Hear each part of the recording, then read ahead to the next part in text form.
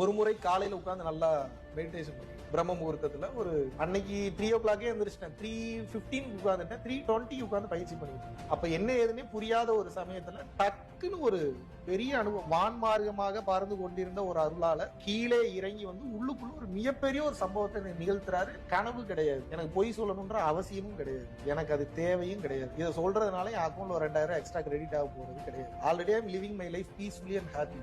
இருந்தாலும் ஏன் அதை சொல்ல வரேன்றதை புரிஞ்சுக்கணும். உண்மையான நோக்கத்துடன் அதிகாலை அமர்ந்து உலகத்தை எல்லாம் மறந்து இதை தாண்டி ஒண்ணு இருக்கேன்னு சொல்லி ஒருத்தர் நினைக்கும் போது வான்மார்க்கமாக பறந்து சென்று கொண்டு இருக்கக்கூடிய சித்தர்கள் கீழே இறங்கி வந்து ததஸ்துன்னு அருள் கொண்டு போறாங்க. நீங்க எனக்கு இருக்குன்னு கூட பேச இந்த வாய்ப்பை கொடுத்த இந்த பிரபஞ்சத்திற்கு நன்றி.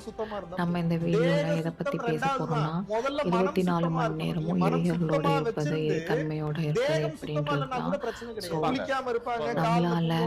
புழு ஊறிட்டு இருக்கும். நம்ம வடபழனியில போய் பாத்தீங்கன்னா